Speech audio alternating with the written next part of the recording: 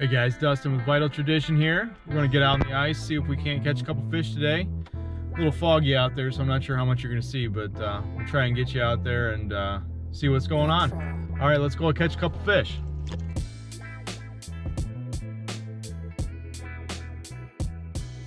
There we go. Yeah, there we go.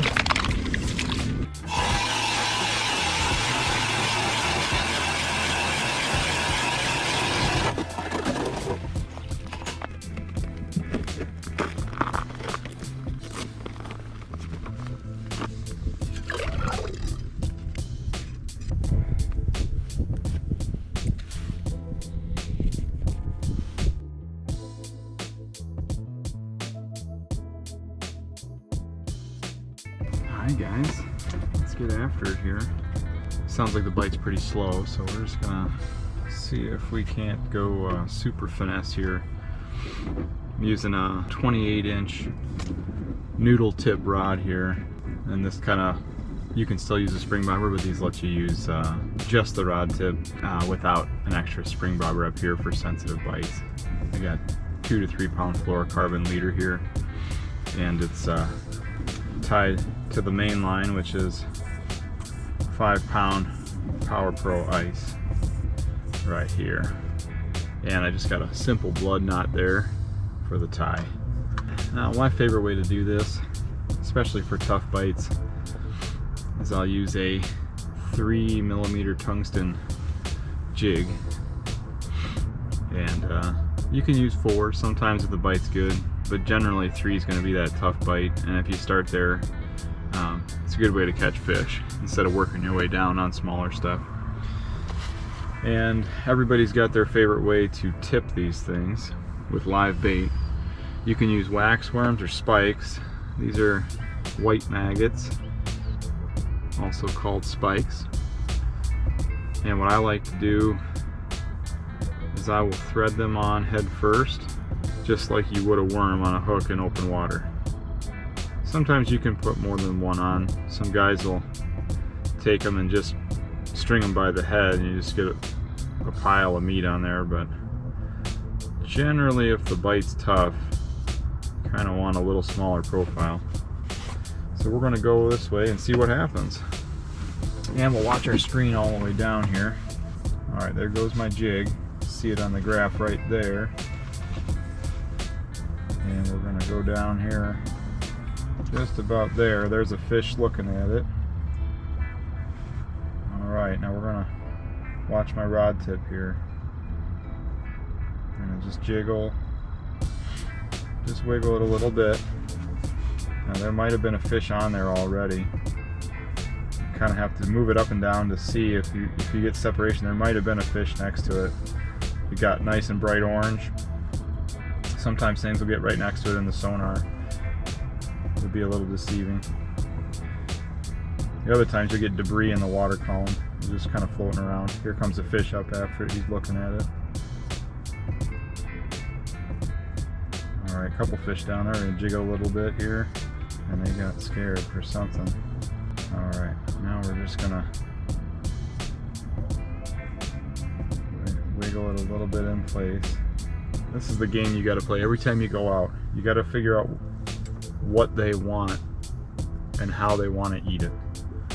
So we're going super small. Usually that's the error of caution. If you go smaller, if the bite's tough. If it's hot, they'll eat just about anything. But you want to find, now that might have been a fish up here swimming through the top of the water column. I'm going to aggressively jig up here and just see once if we can get them to turn around, or if there really was one sitting there. Generally what you want to do if you haven't ice fished jig before is your big aggressive movements like this are going to call the fish in. They can feel that vibration in the water, and the harder you pound your jig and the more aggressive, not only are they going to feel it, they're going to see the movement in the water column from a little further away. Now obviously there's a lot of variables that go into this. It's not just cut and dry. But what you're doing is you're vibrating to call them in. Once you get their attention, there's some tactics you want to do to kind of draw them to bite, especially when it's tough like this. You want to slow your vibration down to the point where, if you can imagine, your jig is sitting there and it's just vibrating in place. It's quivering almost. Kind of like when you get the shivers, you're just standing there. You're not walking anywhere, you're standing in place, but you're shivering. The fish can feel that vibration even though you're not moving it, so that kind of cues them in that it's still something they want to eat, but they don't really want to chase it or get real aggressive with it. So once you've got a little attention, then you can work in some pauses. So you'll do that vibration for a while, jig a little bit up and down, and then just kill it. Just pause it, let it sit there, and see if you get any attention from that. And you repeat this process, because you always got new fish maybe swimming in and looking at it that didn't see your first go around. But what you want to do is you want to repeat this step-by-step process until you get a reaction out of a fish that looks like it's about to bite, or even better, you catch a fish. And then you go back and you think, what did I just do to catch that fish? And you try and repeat it exactly the way you did it.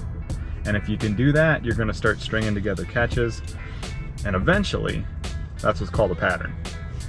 When somebody says pattern, that's what they're talking about. They've gone through this trial and error process and they figure out what the fish want to eat. So now that we've kind of explained it, I'm going to see if we can get a fish to cooperate here and show you what I'm talking about. Now that purple mark on the bottom is a fish, and he's just on the bottom, so just out of the, and basically close enough to the bottom to look like the bottom to the sonar, but it's slightly different color. So as soon as he moves, it shows up as that purple line. And he's just sitting there. And we're just going to give him a little tease, a little closer. Generally, you want to be above them. Sometimes they don't want to chase real far. The third trick a lot of people do, which is popular and does work, is you want to mimic something floating up in the water column. Insect, maggot, something they'd be eating this time of year in cold water. And what you do when you want to do that, you've got a fish under you, you're trying to get them to eat, you want to slowly just raise your rod tip up, like so. And sometimes you'll notice when you do that, a fish will come up from the bottom a little more aggressively than they were when they were just looking at it. And that usually triggers some strikes.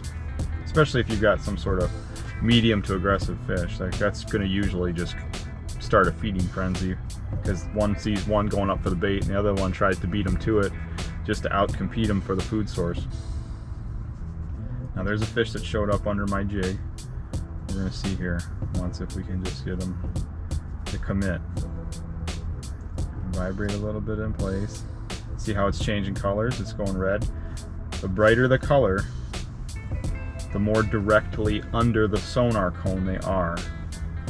Now my jig's off to the side, which is why it's showing up a little blue. But when that got bright yellow, orange, yellow, it was a really hard return on the sonar. And so he was getting right under the bait looking at it, but he did not want to commit for whatever movement I was doing. He wasn't liking. You'll notice we're in really shallow water. So I'm trying to be, aside from talking to you guys, really quiet. I'm not banging my feet around, I'm not banging gear in the sled. It's a good way to scatter fish.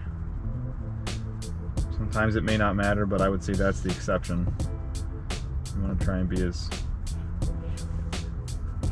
quiet and make them think you're not here as possible.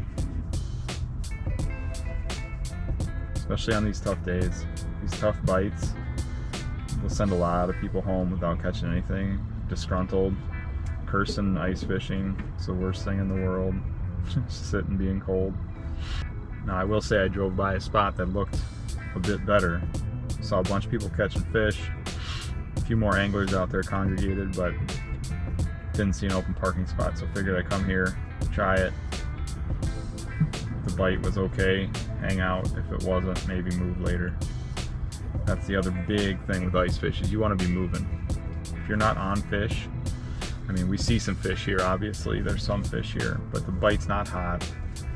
Nothing's real aggressive. I haven't seen a big school come through where you're catching hand over fist.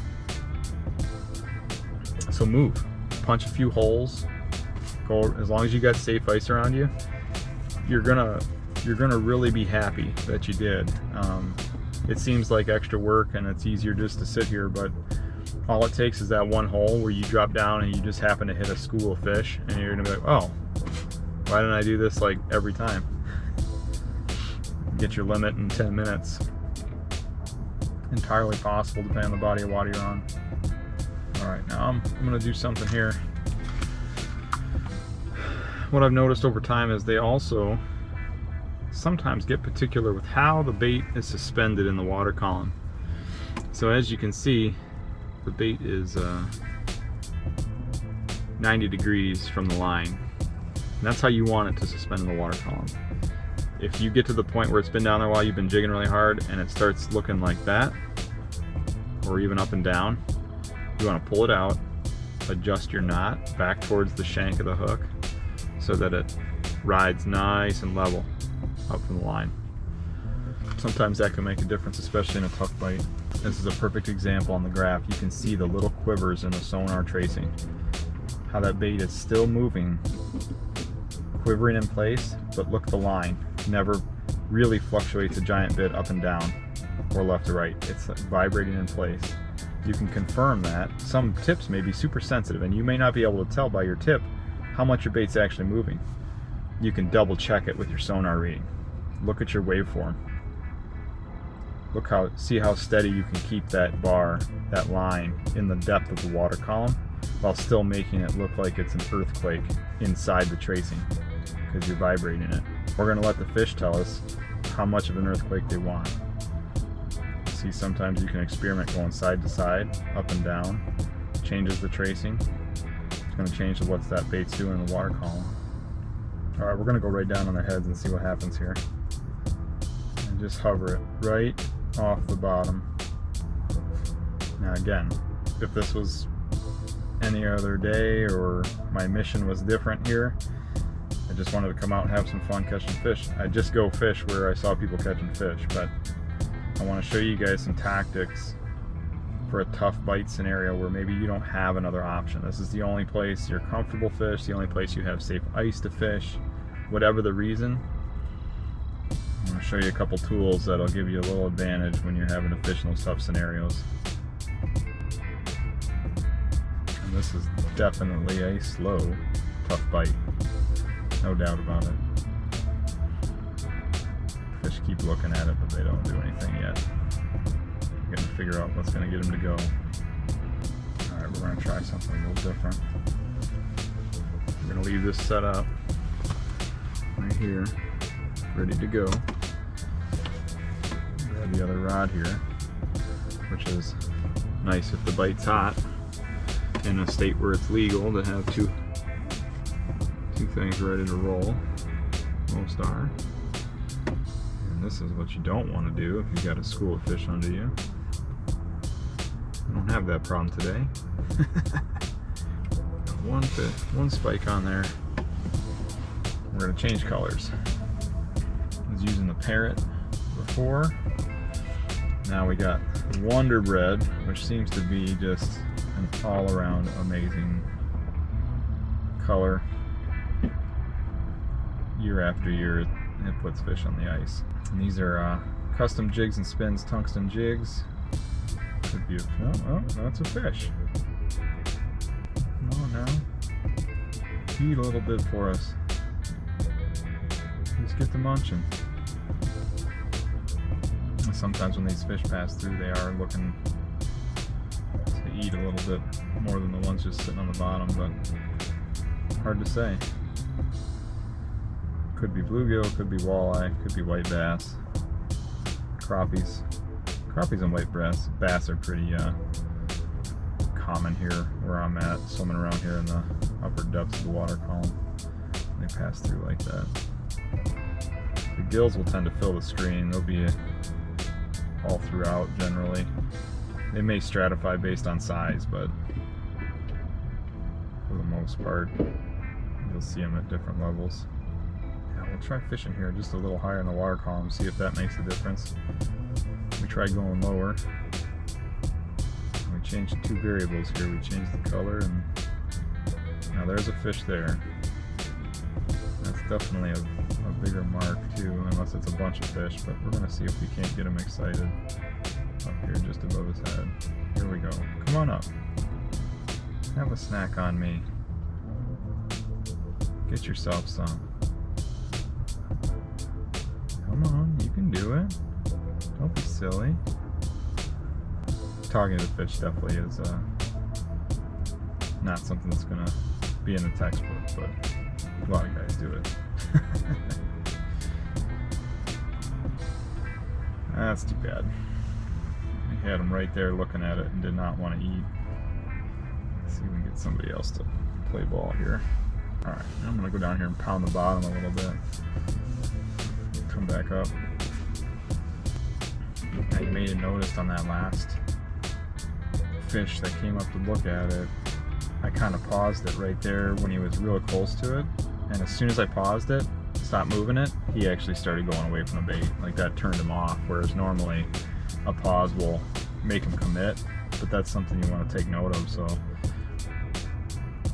it may have been just that fish, may not be a pattern, but something to pay attention to.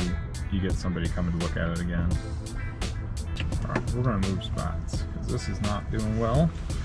We'll figure out a new spot. Now, just like in everything else, as soon as you put stuff away, fish are gonna be there. So.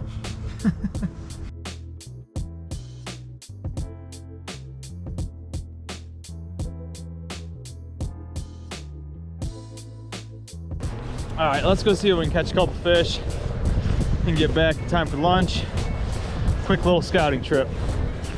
Hardest part about fishing is stopping.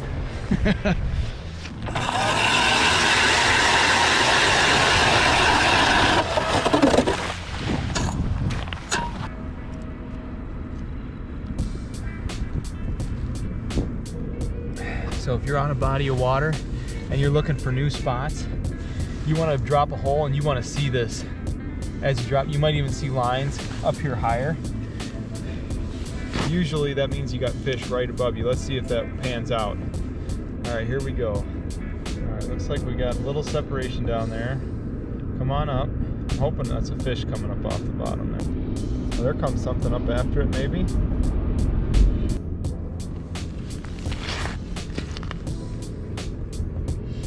Okay, here comes a fish maybe. There we go. Yeah, there we go. He came out of nowhere. That's a nice bluegill right there. Holy smokes. There you go. You just got to work it a little bit. That's a nice one. Go on back to your home. Alright guys, that's a wrap for this little adventure. Looks like we got a nice tutorial between two different spots on what the heck to do when you got a tough bite on your hands. Worked pretty hard, fished all morning to catch one fish, but I hope you guys learned a couple things that you can do to change the action of the fish. Go back and you can look at your history on your sonar. We talked about a couple other things with the vibration and where the bait is in the water column. But most of all is this is real life. This is some days you go out, you don't catch anything, but the goal for tough bite is, or somebody just getting into ice fishing, is you want to jump from 0 to 1. Get that first fish up, and hopefully some of these tips will help you do that. Catch your first fish or just catch your first fish of the day. Either way, you're gonna have tough bites, and I hope you just keep going back out and you just keep learning and you'll get there. Some of my best days have been total luck. You just happen to be on the right spot at the right time, and with the right tools you can have a ball. 90 fish in an hour and a half is a good time, especially when you're throwing back 7 inchers, because you got a limit of 7.5. I like to throw back over 9 for bluegills, but man, just a lot of big fish, a lot of fun. So guys, get out, enjoy it, try your hand at ice fishing if you haven't done so. Reach out if you have questions. We're trying to get people into it, so enjoy. We'll see you on the next one.